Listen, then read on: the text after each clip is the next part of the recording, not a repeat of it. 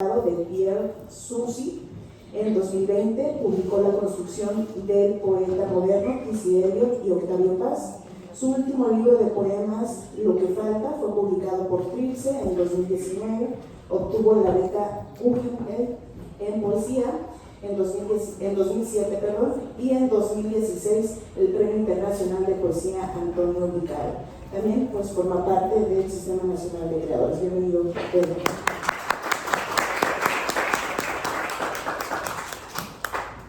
Vamos a iniciar con una de las preguntas donde nos gustaría empezar con la reflexión acerca de la literatura guerrerense de posibilidades, y una de ellas es desde la fundación del entonces Instituto Guerrerense de la Cultura en 1983 hasta la actualidad, que es 2025.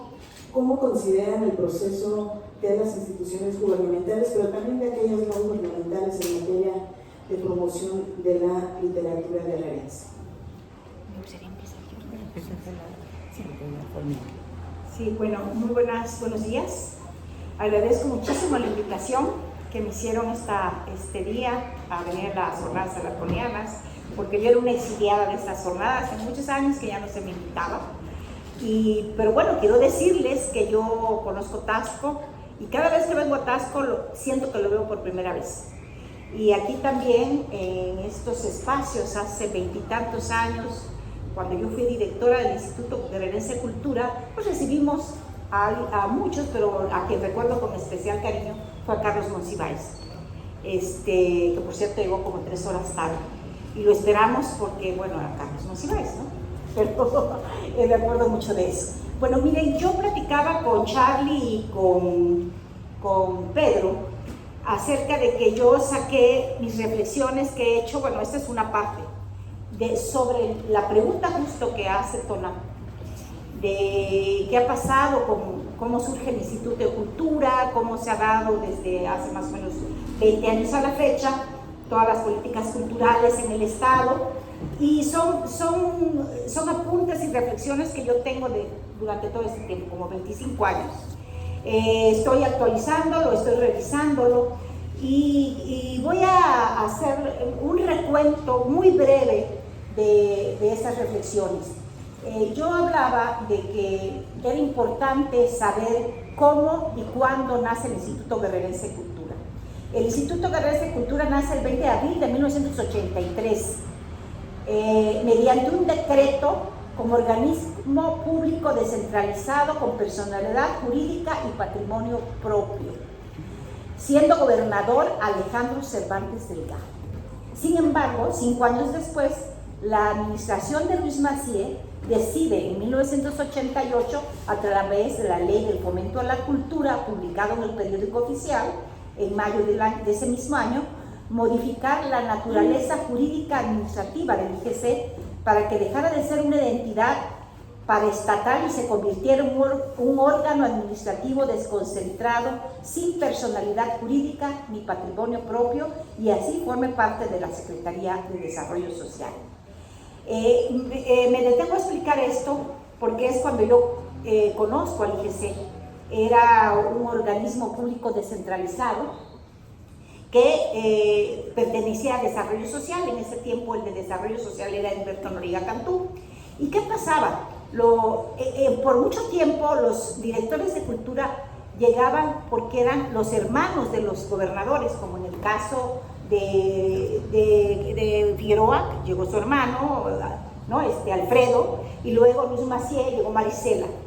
Y entonces, ¿y qué pasaba? Que bueno, ellos eran poderosos y podían hacer cosas, pero cuando llegábamos los profesores, los escritores, pues era una especie como de casa de cultura en donde todo se tenía que tramitar a través del desarrollo social. El que decidía el presupuesto lo recibía y lo administraba, y la línea que debía de llevar, que siempre era una línea oficial que pudiera ser útil al gobernante en turno, era el de desarrollo social. El director del Instituto de Cultura no tenía ninguna posibilidad de tramitar nada, absolutamente nada. Entonces, por 1997 hubo como un movimiento de los creadores y se formó el grupo de la comunidad cultural guerrerense 7 regiones. Charles, estuviste por ahí, ¿no? Y estuvimos creadores y promotores de cultura más o menos en 1997, 98, algo así, de todas las regiones del estado. Nos reuníamos, discutíamos, platicábamos. Yo traigo algunas cosas que más adelante platicaré, como de los acuerdos que tomábamos en ese tiempo, y recorrimos, yo me acuerdo que recorrimos algunos, veníamos aquí al centro, los del sur iban para, bueno, hicimos muchísimas propuestas, pero sobre todo nos conocimos y tuvimos un diálogo muy interesante. Voy rapidito. Bueno, después, con el decreto publicado por el Periódico Oficial en el 99, se crea el Instituto Guerrerense de la Cultura como un organismo público descentralizado con personalidad jurídica y patrimonio propio. Eso quería decir que ya los recursos, o sea, se iba a independizar tanto de desarrollo social como porque también había la propuesta que dependiera de educación. ¿Te acuerdas, Charlie? Ah, bueno, qué bueno que no me vas a dejar mentir. Entonces, dijimos, no puede ser, porque la cultura no debe de depender de nadie, ni tiene por qué depender, que sea un organismo público descentralizado. Se logra, pero se logra que se convierta en un organismo con patrimonio y personalidad jurídica propia, que se había estado promoviendo desde hace mucho tiempo, y de las propuestas que recogimos en ese tiempo se hablaba de, permítame, se hablaba de que decíamos lo siguiente, decíamos, ya terminó mi idea con esto, pero luego les sigo, que el instituto, en ese tiempo, queríamos saber qué había pasado con el Museo de la Máscara, con la Hacienda del Chorrillo, con las bibliotecas, con las pinturas, con los vehículos, porque había yo me acuerdo que en ese tiempo, y se los platicaba ya para terminar la idea, porque luego voy a hablar de cómo surge la Secretaría de Cultura, y voy a dar mi opinión acerca de la política cultural de Guerrero en materia de cultura a través de estos 25 años. Pero no quiero dejar esta idea suelta sin terminar diciendo que cuando yo llegué al Instituto de Cultura en 1997, no sabíamos dónde estaba la colección de máscaras. No sabíamos dónde estaba todo lo que había en el Chorrillo, que antes, en la época de Delgado, de Cervantes Delgado, había pertenecido a Cultura. Y así otras más colecciones. Y entonces me metí a las bodegas, busqué libros, se habían perdido bibliotecas, se habían perdido colecciones, y me metí yo al sótano donde estaba el instituto, que ahora es Felina. Estaba ahí el Instituto de Cultura, la dirección, que teníamos un pedacito que nos prestaba el INA, un pedacito, dos espacios. Ahí, ¿se acuerdan? Ah, bueno, hay muchas colegas que estuvimos de las 7 regiones, ¿se acuerdan de ese movimiento de hace 25 años? Y entonces ahí con poco dinero, con poco personal, apretados, arrinconados, así operábamos. Entonces yo me metí, y me acuerdo que vi la foto de María Luisa Ocampo arrinconada en el sótano, la saqué, la limpié y la puse en el museo. Entonces, esta imagen que pudiera convertirse en una metáfora de cómo nuestros políticos han visto y han trabajado con la comunidad cultural de Guerrero, con un estado, con muchas regiones, ya no son 7, son 8 creo, pero que es con una diversidad cultural tremenda, con una riqueza cultural tremenda, con una tradición histórica tremenda, y que pudiéramos presumir mucho más, como lo hacen los demás, Juan Ruiz de Alarcón, Ignacio Manuel Altamirano, Vicente Guerrero, y luego mencionaré algunas mujeres, importantísimas como María Luisa Campo y otras grandes escritoras guerrerenses que aquí no han sido valoradas históricamente y que han tenido que salir del terruño para poder avanzar, para poder ser visibilizadas. Creo que en ese sentido es muy importante estos espacios de reflexión, porque los guerrerenses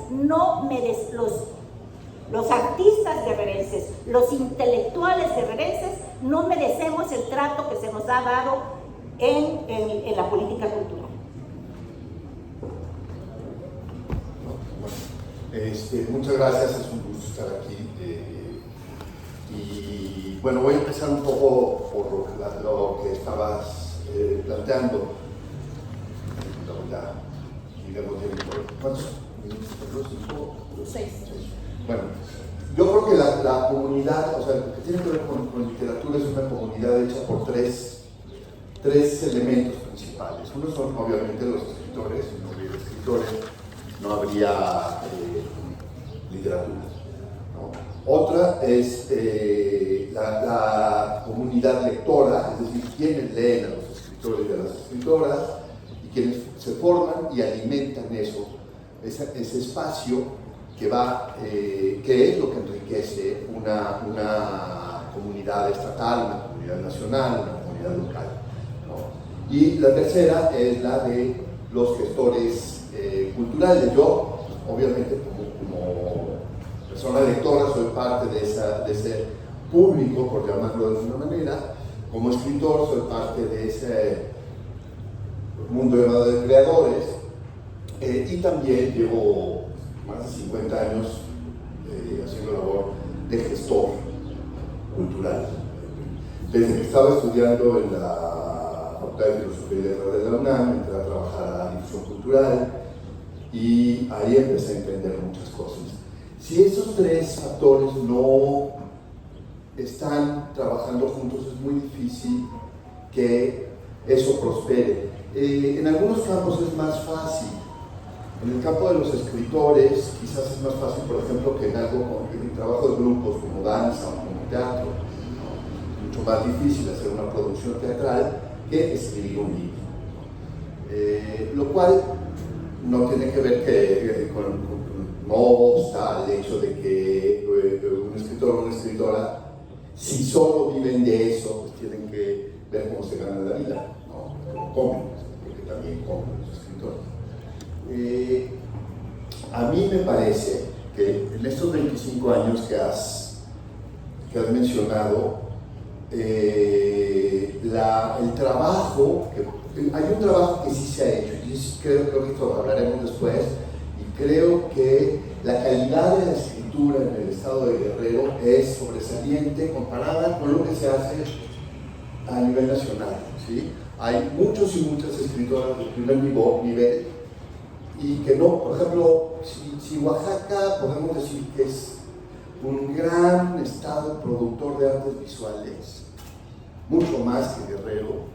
Y tenemos pintores sobresalientes. Sí, pero no hay un Toledo, no hay un Tamayo. Un Maciel, sí. Sí, pero no es Toledo y no es Claro, Tamayo. sí. O sea, es como decir, bueno, tenemos a Diego Rivera, pero bueno, Sí. no es Picasso. Sí. ¿no?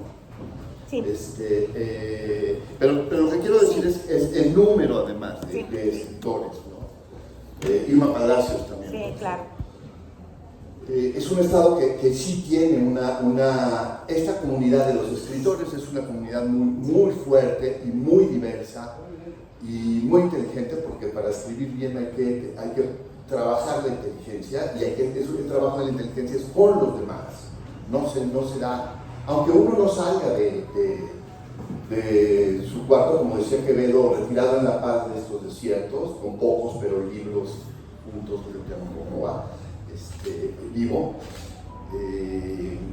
con eso será lo suficiente para darle a la gente. Y eso hay que reconocer que algo ha pasado, y aquí quizá Charlie y tú puedan abundar más que yo en qué ha hecho posible que haya esta comunidad de escritores, ¿no? Ahora, lo que sí es un hecho, y esto es lo que estabas diciendo, es que ese trabajo, es muy importante el trabajo de los gestores culturales, Pero los gestores culturales son, al mismo tiempo, así como los escritores son público y artistas, los gestores culturales son también funcionarios públicos y son políticos. No es lo mismo cada cosa, ¿no? El gestor cultural es el que busca que la cultura se mueva, ¿sí? El funcionario público es el que busca que esa función que está teniendo se cumpla. Y el político obviamente tiene que responder a las necesidades políticas de lo que pasa. Por ejemplo, si yo hago un festival de poesía y resulta que el secretario de Cultura o la secretaria de Cultura me dice que quiere que venga alguien en especial, pues es muy difícil que yo le diga que no, porque entonces no voy a poder avanzar. Pero si me dice que la lista de los que van a venir son estos, pues entonces ya no tiene sentido que yo lo haga, ¿no? Bueno, lo que yo creo, y esto es lo que me parece muy grave, son dos cosas. Una, no ha habido una voluntad política, y no hablo solo de este gobierno, sino de los anteriores, para que la Secretaría de Cultura, que fue el Instituto Guerrerense de Cultura, se convierta en lo que su nombre dice, una Secretaría de Cultura.